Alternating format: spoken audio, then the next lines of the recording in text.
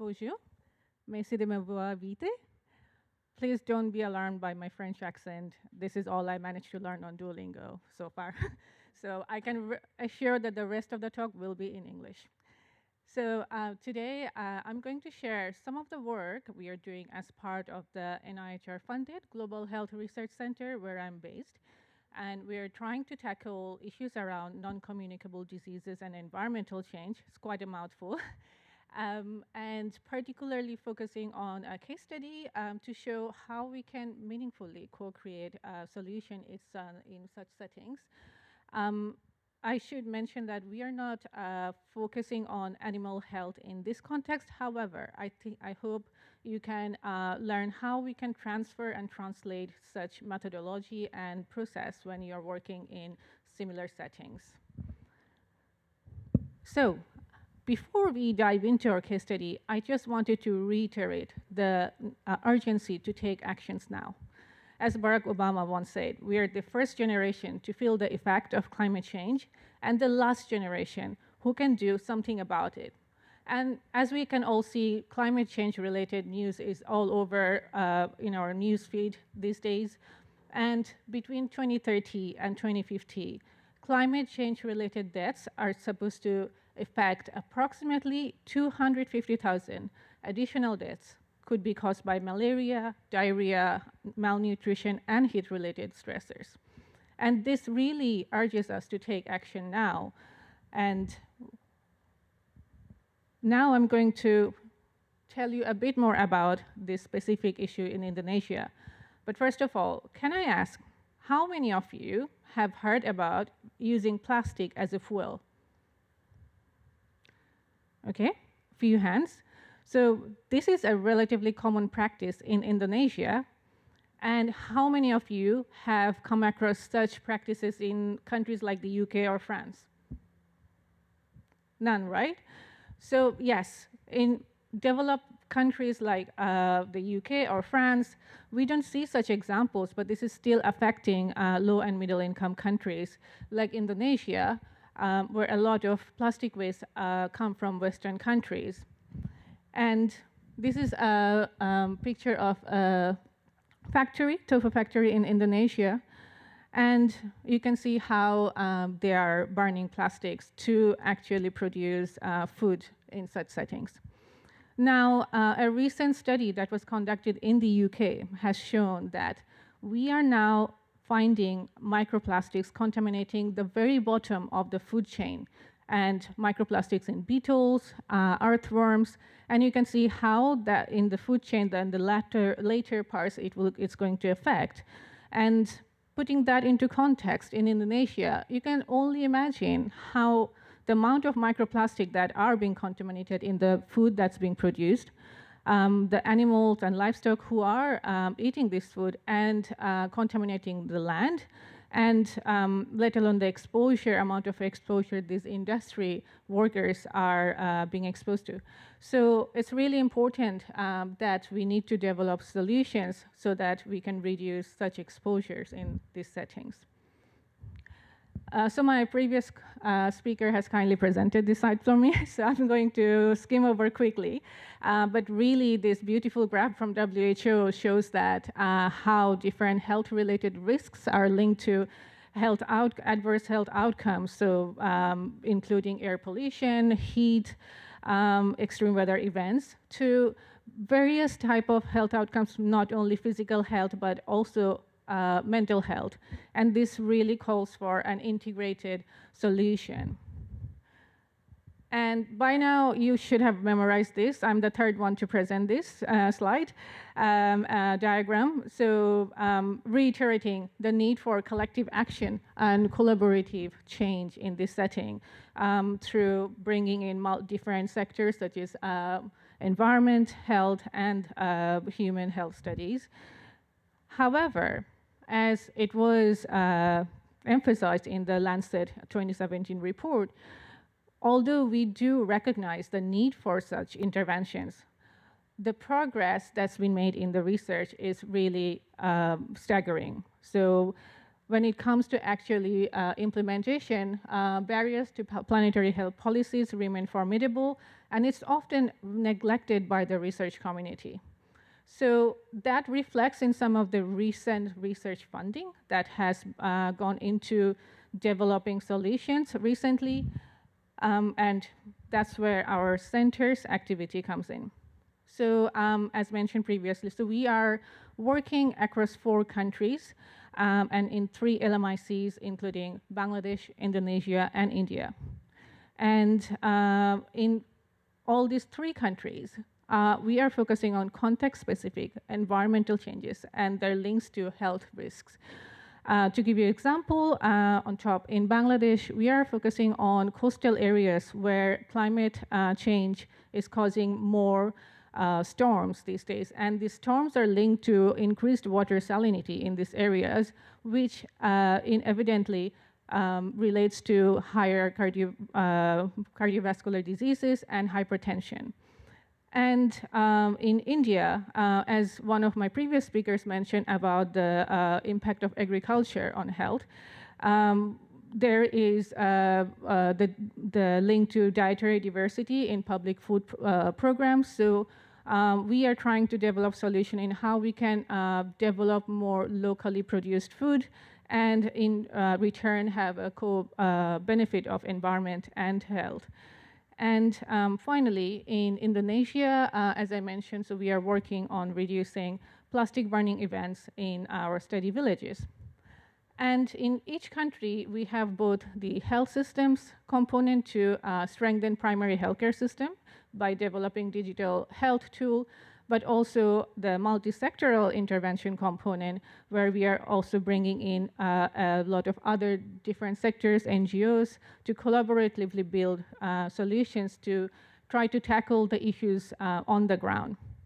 So I'll be focusing more on the multi-sectoral intervention development process in the later phase, and starting with the Indonesia topic. So this is a picture from one of our study sites. And as you can see, there are shredded plastics in all forms and shapes covered the areas. And to give you some facts about Indonesia, so it's the 2nd highest plastic polluter in the world after China. The country alone produces 3.2 million tons of unmanaged plastic per year. And it's also a major recipient of foreign plastic waste, which is approximately 263,000 tons last year. And if you wondered how what it equates to, it's 2,000 blue whales or 40,000 African elephants. So that's a lot, essentially. And 48,000 households in the country burn plastic waste, even though it's prohibited. That's compared to under 10%, 9% in higher resource settings. And plastic wastes are used as fuel in food industries, such as tofu factories, brick-making factories, etc. So just to show you where we are working, so our study site is in Malang, East Java. You can see in the map down there.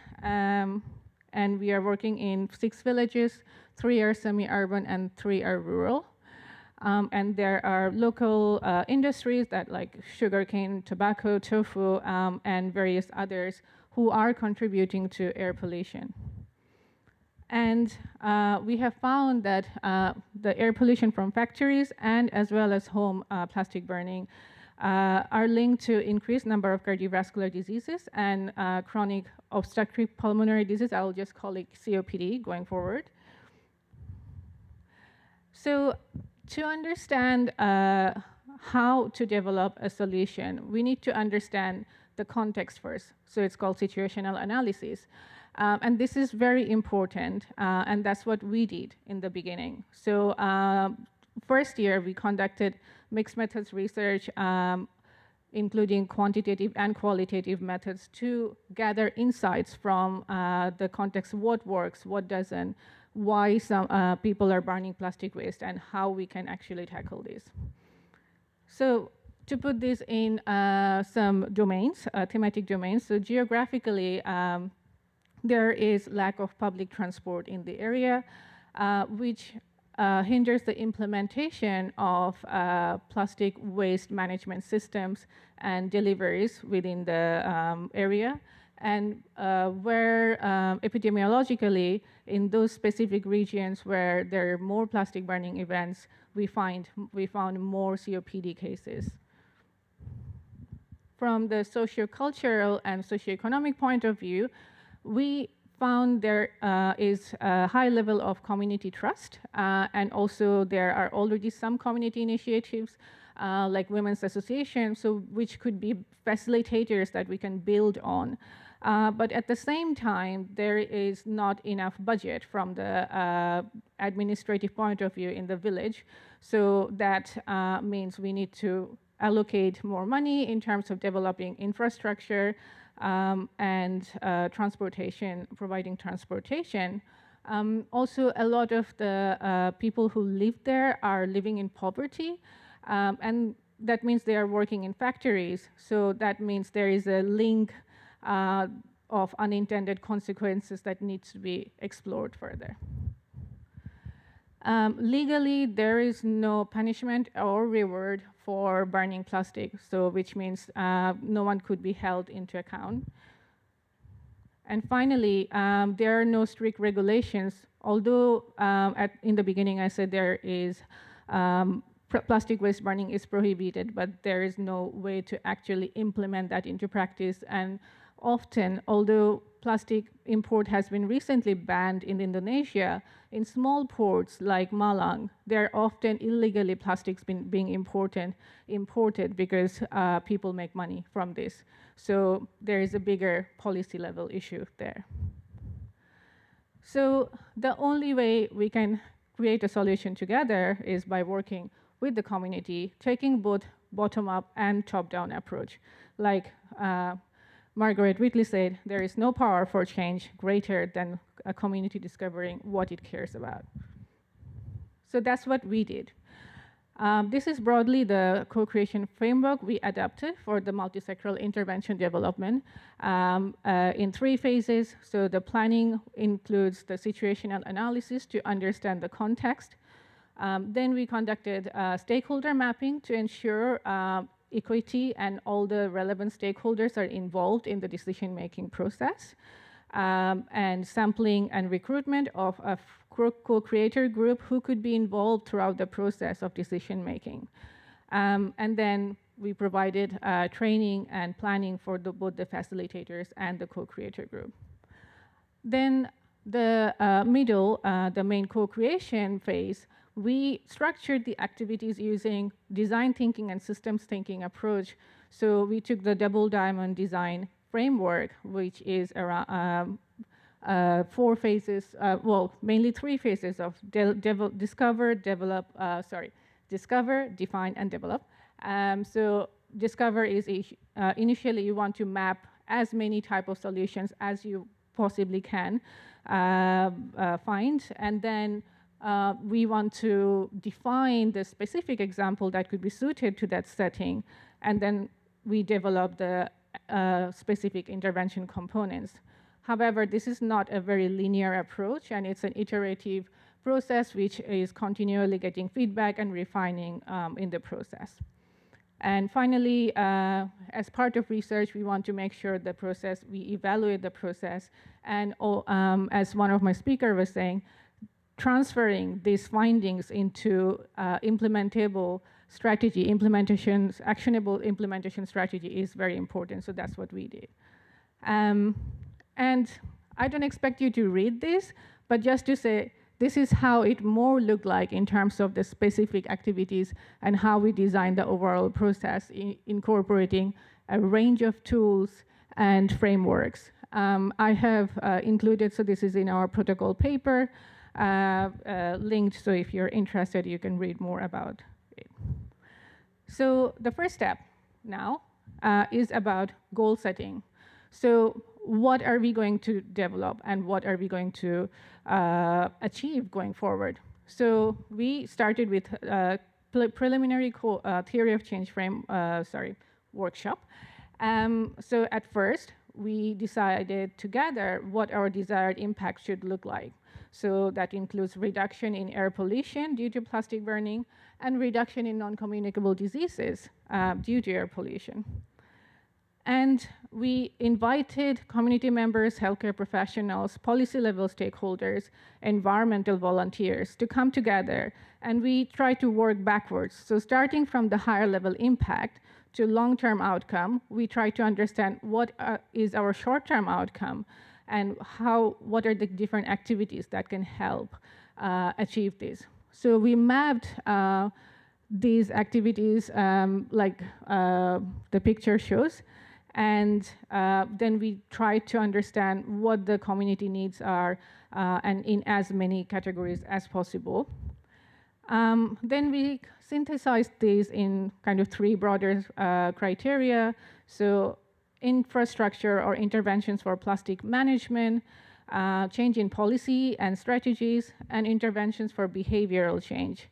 However, we had more questions whether we can implement new technologies within the timeline and funded the budget of the project as well as the budget from the Ministry of Health and the Environment. And how can we strengthen existing practices rather than developing something from scratch? And are the policy changes that we're trying to achieve going to be time restricted? Can we implement those? So all of those, including the behavioral change component, which is very, very crucial here, we went back to the community members to understand how we can define this. So next up, we conducted a gap analysis and prioritization exercise where we described both the interventions that were developed locally, and we also found interventions and solutions from global examples. And then we led a discussion around what would be the potential strengths and weakness, and then we taught them how we can use impact effort metrics to prioritize this intervention. So it looked a bit like this. Essentially, impact effort metrics tries to compare how the level of impact an intervention could make and the level of effort it could take to implement that. And given we have limited time and budget, so we wanted to understand what are the priorities of the community. And finally, we had our 10 shortlisted intervention components, which we then used a planetary health framework to assess whether the interventions will deliver the expected outcomes. And we went back to the community level environmental experts. We also consulted with international environmental experts as well as policy level stakeholders to assess the intervention components through this planetary health domain. So this was recently published a few years ago by Bruzel and colleagues. Essentially, what it says is intervention is in the middle, what we are trying to achieve. And then surrounding this, it's not only health and the environment, but also there are different domains that we need to take into account, including power relation, equity, prosperity of the community, as well as power governance. So some of the key considerations include cultural alignment. Is this intervention incorporating local knowledge and tradition? Are we ensuring equity for all community members? So if we are developing this solution, is it going to be accessible from those from different socioeconomic levels? Prosperity. So intervention should be building on local resources and expertise rather than importing a solution that was built somewhere else and implemented somewhere else. And finally, to ensure health and environmental co-benefits. So what are the potential health and environmental impact, but also think of trade-offs, because whenever a solution is implemented, there will always be some level of trade-off. For example, we cannot just stop plastic use or tell people that you cannot use it from next day just because it's bad for your health. Because some people there are selling these plastics for their livelihood. So which means you're actually cutting off their source of income. So you really need to think of circular economy to make sure you're giving them the most sustainable solution. So thinking about those trade-offs are important. And also thinking of any unintended consequences, which could be both positive and negative, but these underlying issues, mechanisms need to be considered well.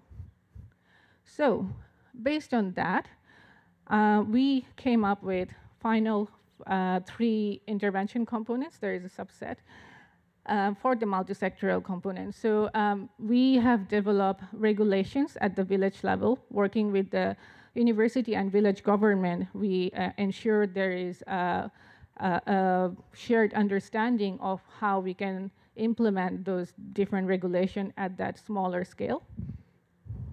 Then we are supporting them to develop technological infrastructure. So there are neighborhood waste cell banks where they can store and sort plastic waste temporarily. And then that can be transported to village level waste bank, which is a bigger area, and making sure, working with the district government, that there is transportation provided. But also we are working with them to develop incentive mechanism. So if, let's say, someone in village A has given 10 kilo of plastic to the village waste bank, so they can get something in return. So trying to develop a mechanism that positively influences this behavior. And also developing communication channels for waste collection and selling. And then training and education for community members and environmental champions. So we have developed 6 training modules to be co-designed with the community to be delivered through different channels. And this is very important component because often we develop solutions and implement without actually telling people what does it mean for you and how do you actually use it. So this is, while this seems small, this is kind of very integral component to it. Well, there is something gone missing. However, I haven't mentioned about the health systems component, but just to say, we also are developing an early warning system where those who have higher risk of cardiovascular and COPD cases, they will receive personalized messages when there is a higher PM 2.5 exposure in the area. So we have actually placed air quality monitoring sensors in the villages, and we are personalizing those messages, working with them. Again, not only collecting data, not only measuring, but making sure these are meaningful. Again, please don't try to read this. This is just to show that the theory of change, we did the preliminary work in the beginning, that ended up being something like this. So this is how we brought in all the different activities and the pathway to change, and making sure these are measurable, and we have set the right level of indicators to understand whether or not these are working in practice. So the initial sticky notes that we had, so this is kind of what we prepared after this. Yes, so next steps. So we have the village regulations that have been drafted, the technological infrastructure, they're currently in progress. We plan to complete implementation by January 2026, and we are currently preparing all the process for evaluation planning. It's in one sentence, but it's a huge amount of work because we are trying to understand the impact, the process, and also cost evaluation. Our learnings from this process, so multi-sectoral interventions are inherently complex, and stakeholder buy-in at all levels are integral to success. Trade-offs and unintended consequences are often unavoidable when considering both health and environmental co-benefits, and this need to be considered, carefully considered. And engaging local communities, integrating local knowledge and expertise is of utmost importance when ensuring prosperity and long-term sustainability. And finally, climate change-related issues often seem too big and solutions inconceivable. So the key is to start small and empower local communities to scale up. So to end with a Native American proverb, we don't inherit the earth from our ancestors. We borrow it from our children. And the communities in Malang are already recognizing this, and it shows in the activity that they're currently already taking. This is as part of their incentives. You can see they're showing school children to talk about the dangers of plastic burning and plastic waste. And Indonesians love to take pictures, so you can see. However, we need collaboration and support at a greater level. As we can see from the recent news from last month, the Global Plastic Summit ended without a solution after 10 days of discussion across 380 countries. And this is just to show that we need to work together and across different sectors. However, we hope that the research we are currently doing will help make such changes, even though at a very smaller scale, but take a step forward. And that's all I had. Thank you.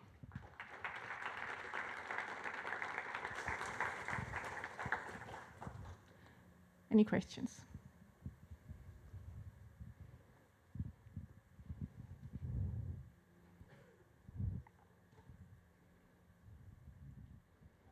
Thank you for your presentation. I have a simple question, but the consequences might be strange. Isn't there any way in the country, I mean, where we could favorize the use of more biodegradable or more ecological content for food or drinks that could be used instead of plastic then? Yes, definitely. So that's one of the areas that we are also looking at in terms of, so you want to reduce the use. So to reduce the use, you need to introduce alternatives. And you need to make sure the local businesses are supportive of it, right? So to do so, you need to make sure that by just introducing this, you're not only introducing to those who can afford, it's affordable. So all those things need to be taken into account. And while we are considering this, I think this will be the next step to introduce new businesses where you can perhaps build on local sources. For example, there is a company at Imperial who use seaweed to produce biodegradable cutlery. So Indonesia being surrounded by the sea, they can use similar technology, but we want to make sure that's accessible, that's it's not too costly for the businesses to run. So yes, coming to your point, definitely a consideration, but we need to think of the unintended consequences. Thank you. Are there any questions in the room? Any more? Any online? Yeah, in the interest of time as well. Thank you very much, Nushrat.